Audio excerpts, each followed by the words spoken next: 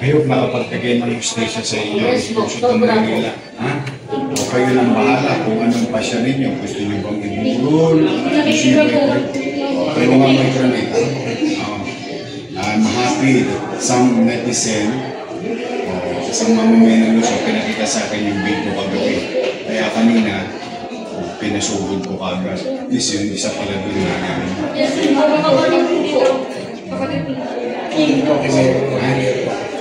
Kasi nakamit yung mustisya sa Manila. Ingat kayo. Pagdasal nyo na lang yung kaluluwa ng pamilya. Bahala na si Damnan. Kung gusto nyo i-cremate, i-cremate natin. Wala kayong nagkasusin. Gusto nyo iburol, ibigyan kayo kabang, iburol nyo sa kayo ng bahala. Maitim naman, nakita ko. Gagawaan nyo ngayon. Diyos na lang ang bahala sa kanila. At least ngayon meron na kayong kapayapaan sa buhay. Ingat kayo. Mas paglatag mo siya. Ha? Oo, paglatag mo. Ginawa sa kanila para mag-document. Sige ha, ingat kayo. May license kami kasama kayo. Wala pong license sa kapul. Oo. Lalabas mo na yung pagkakasin na okay, for delivery. Kaya baka yan. So, pakiusap muna kami sa tribunal. Pwede dito muna habang iniimbestiga. Tapos ano yung permanent disposition ng katawan? Gusto namin, hindi. Para maayos. Kung may pamilya, tulungan namin kahit kami na magpapalala. Nakidirektor na ito. Pagkuli ang bahala. Tingin ko naman siguro dyan, yung mga bakay na yan, kaya hindi na nakuha. Mga ano yan, mga hindi matunog. Yung pa sabi ng mga Wala naman sila sa amin. una nga sabi nila walang pala po. Baka siyempre hahanapin sa kanila ngayon. Sabi nila wala na rin alay. Meron silang binigay, isa lang may pangalan po. Ayaw pa rin ako. Tapos yung siyam daw po, yung daw nasa ako sa ita namin. Hindi na lang papatagalan sa mga tulungan pa rin. Kailangan panawagan yung mga kamag-anak, wala ka naman sila para makita talaga. Siyempre, public yan po, nasa residential area. Illegal po, dahil wala nang papagpabilis. Kaya po, inanong po ni Direktor. Sa insura, no? Parang di ba dapat meron kang parang Wala. Dapat po, aircon at parang wala siyang refrigerator. hindi po illegal. Nakatago pa po, nakapunta. Kaya po yun po, nakikusap lang po ni Direktor na safe din po sa maayos. Kaya po narito kami ngayon dito.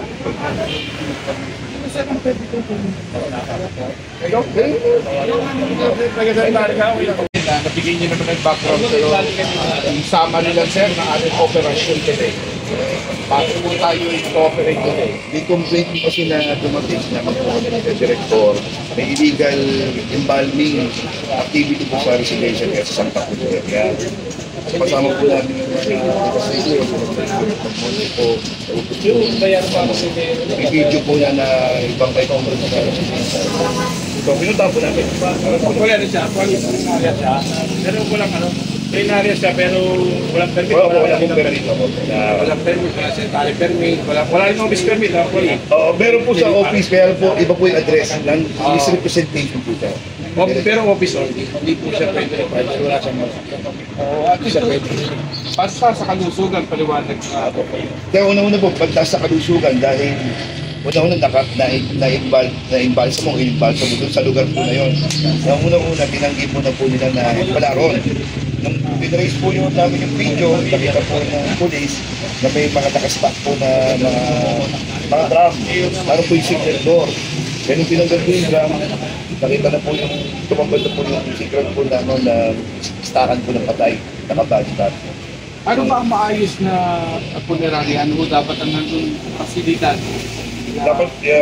Dapat po, una-una, aircon na, dapat po ventilated, nakatiles po siya ng malinaw, tapos po, wala pong amoy, maayos po yung may mga statement po nagstakan ng mga patay ng cadaver kung gagawin po. Yun po talaga yung proper. Saka po, kumbaga, mas may refrigerator pa sila kung refrigerate, yung mga cadaver po habang hindi pa naka-claim ng mga paalam. Sir, siyempre, may mga bangkay na may pamilya, may pangalan, paano ang descending disposition natin doon sa mga katawan nila? Ay, tingin ko kami sa amin sa Manila. Gusto namin malaman yung mga pangalan para mapanawagan namin yung pamilya. Kasi ganun mabigyan namin ng maayos na buno, ng maayos na ipin. Kaya, ulit naman ang City of Manila. Kailangan natin mabuno, bigyan ng basket, bigyan ng pagpipilihan, gagawin ito. Sa inyo na po, sa Manila. Ako, sa Manila ng cemetery pa, hinubos ko sa amin ng ating yan. Payagan namin silang pumasok. Okay lang silang pumasok. Pero paglabas nila, pag nalibig na nila, paglabas nila, i-hold namin yung araw nila, hanapan sila. Pag wala sila nakuha pa tayo, kapipirmay na sila na voluntary na iniwan nila yung araw nila dahil wala sila lisensya. Bisa na walang sakyan, walang paper yung sakyan nila. Gagawin nyo nila yung pero meron siguro 4 kami na Kasama yung sabi niya, pero yung industriya ng pamurahin bangkay for academic purposes. Oo, meron mo. Yung sa mga school, di ba, mga estudyante. Oo, meron. Dito sa kanila nagagalit yun. Di ba, no? Kasi, parang black market eh. Kailangan ko ng bangkay. Baka pwede, posible po siguro, baka hindi po.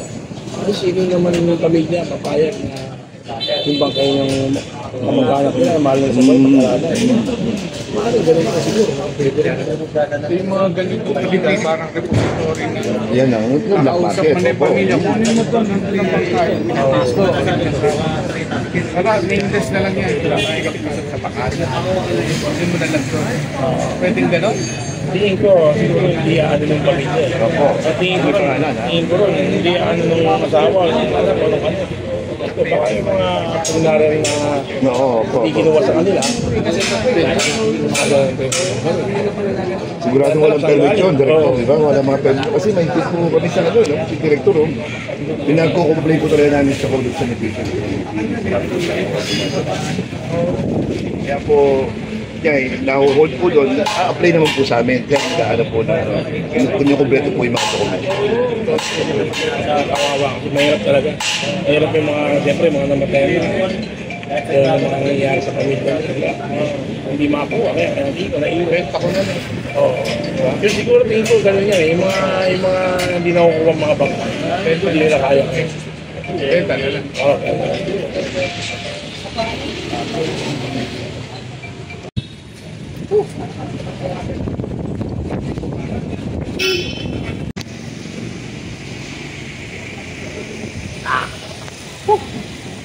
Ito na yung mga bangkay kanina sa nakuha na illegal na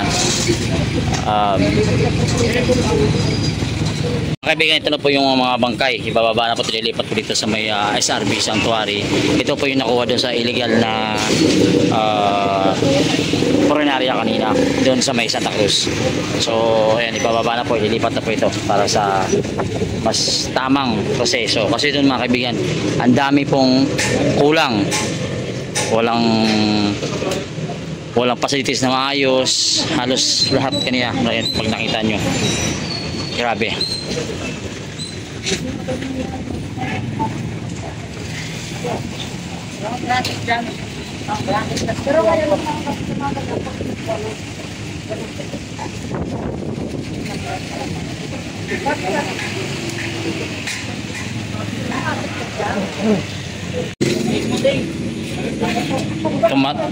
Labas yung katas mga kaibigan. Ano?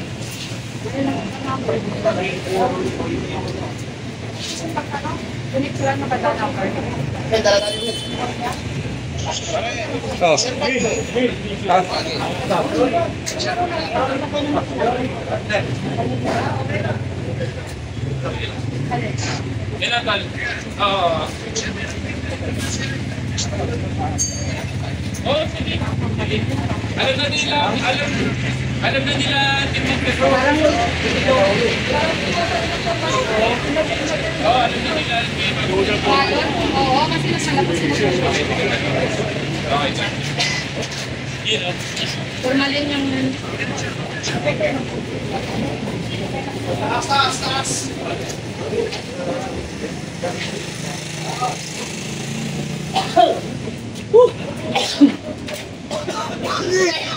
Mahirap yung formalin. Formalin, sobrang sakit sa mata yun. Grabe sa mata.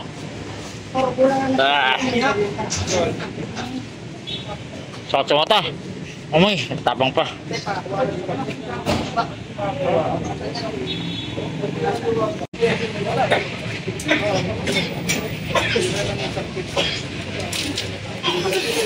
Na kayo, ha?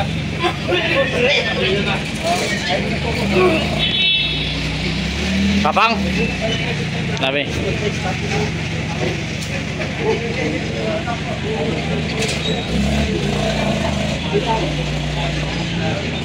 Ito na po yung pangalawang sakyan.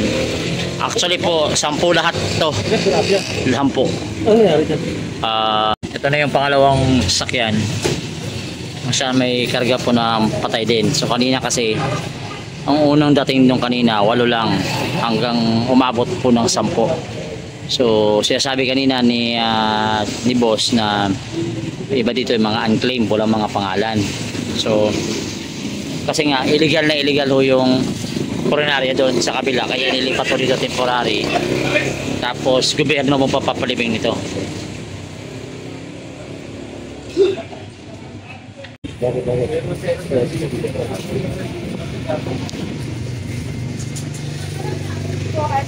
Baka kay Caroli yung harto sa dalawa. Yan mo na Pabili ko to. Si Caroli. Andiyo si Ron. Lumabas to.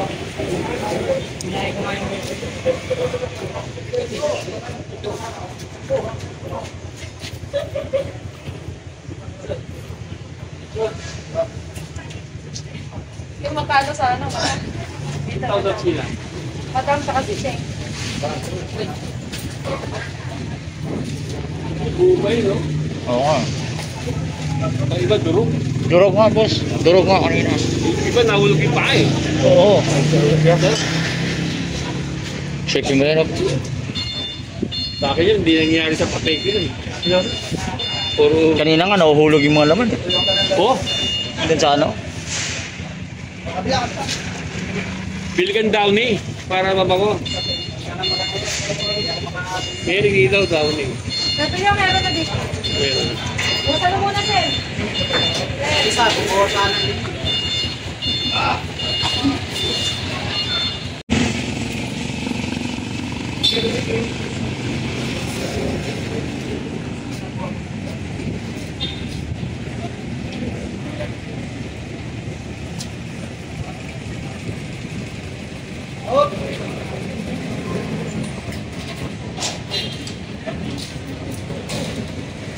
So ito na yung last na mga bangkay.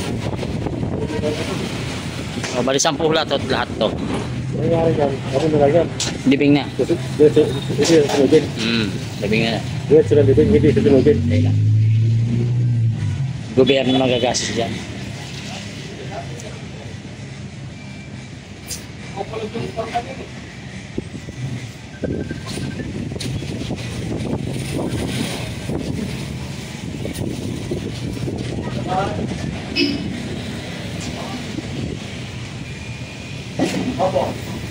Kasi yung plan,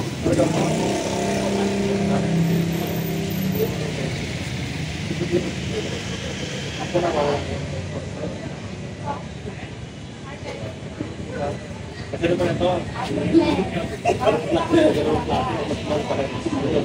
Eli,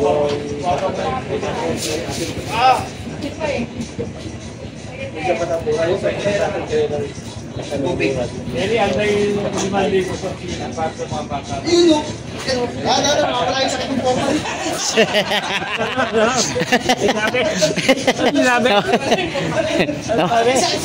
Sinabi eh. Oo, sinabi eh. Nawawala daw lakas sa formalin eh.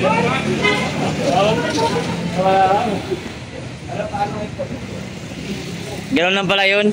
Motivation pala yun. Oo. Oh, wala lang.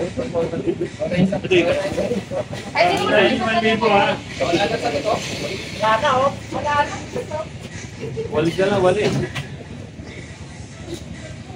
Hindi basta iwan.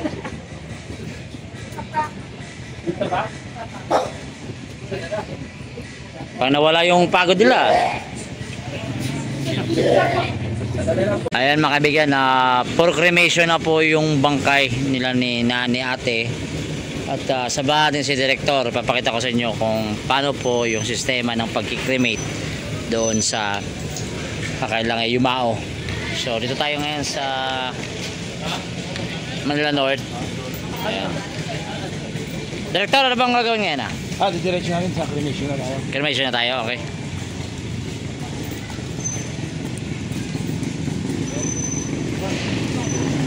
Boss, bata niyo ako Bata niyo ako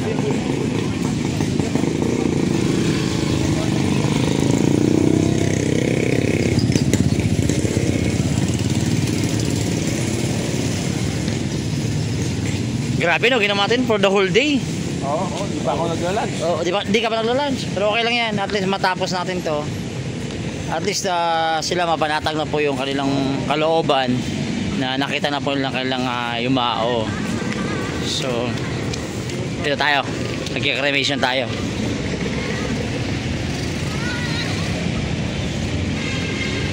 Kasi kung ibuburol pa, alanganin na, wala na. Medyo agnas talaga.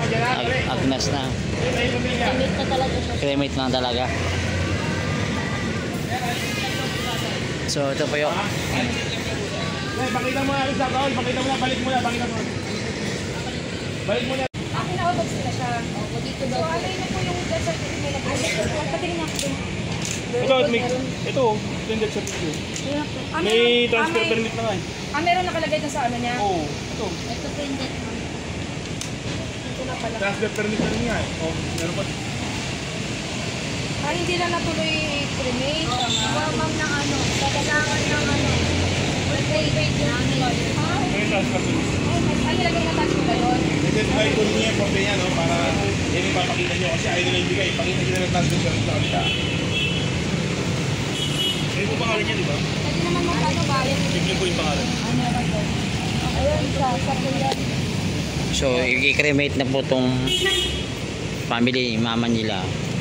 At ayusin na po ni Director Dandan. So Director, after this, diretso cremate na to? Diretso cremate na. Sasagot niya si Joe kanina. Oh, so ganun kabilis tong sistema na Gusto ni Yorme. Nakita lang nila na mapaturo-identify natin sa kanila. Kung yun yung pamilya nila, yung mother niya, sister niya. So Na-identify nila ang utos sa atin na ating mayor na kailangan i-direction natin cremate. Kung anong gusto nila, kung iburo daw, gusto nila cremate, kaya direction na cremate. Sagot lahat ng city of Manila. so wala silang gawin. so confirm na po yun yung nakita niyo picture.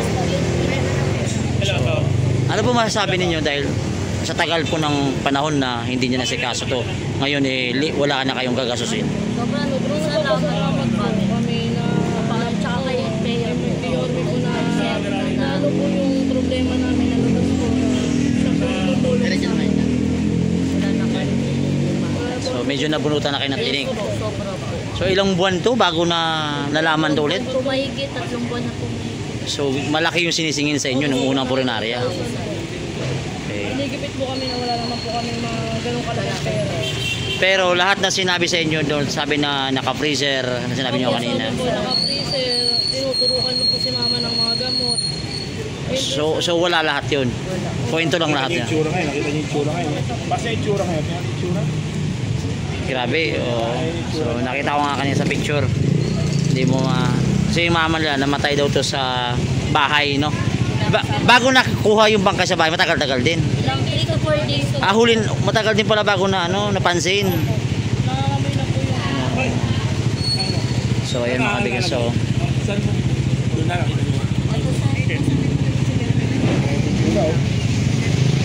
huwag natin masyado ipapakita kasi medyo maselan po yung picture na nandito. So ayan, mabilis pong inasikaso ni Yorme ito. Agad-agad, nung nalaman agad nila. At mabuti na contact pa kayo agad-agad. May contact number. Oo. Siguro sa details dun sa document. At least, di ba paano? So, Director, ano po bang mangyayari sa Forenarya na? Sa ngayon, nag-aantay pa kami na kung ano yung magiging finding sa kanya. Pero alam ko, temporary niya nasara siya. Kasi yung ulo ko na, walang permit. Walang sanitary permit, walang business permit. Kaya sigurado, close kagad po niya. Pero makakasuhan, mananagot. At dapat managot. Kawawa naman yung mga tao. Actually, hindi lang isa, no? Oo, kawawa naman. So yun naman mga kaibigan, yun po yung update. Samahan natin mamaya, i-cremate. Tapakita ko sa inyo kung anong sitwasyon para at least transparent po tayo dito. So ayan po, ingat po. Ito po mga kaibigan, ito na po yung kanilang pamilya. Buksan niya, buksan niyo. Buksan niyo na, huwag niya buksan yung casket, ha? Ayan na, para makita niyo yan niya. Yep!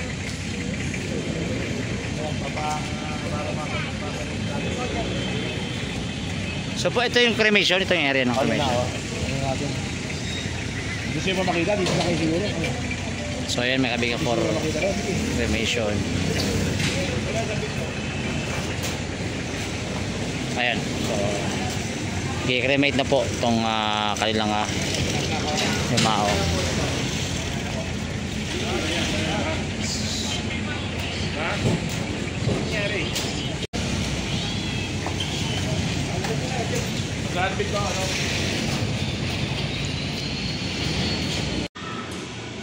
Alright mga kaibigan, nakuha na nila yung mabigat ba? Nakuha na nila yung urn ni mama ni ate. Okay na, tsaka sa ito yung kanila. Pagkakit natin dito. So director, ito na yun. Wala, kunin mo na ito. Buhati mo na si...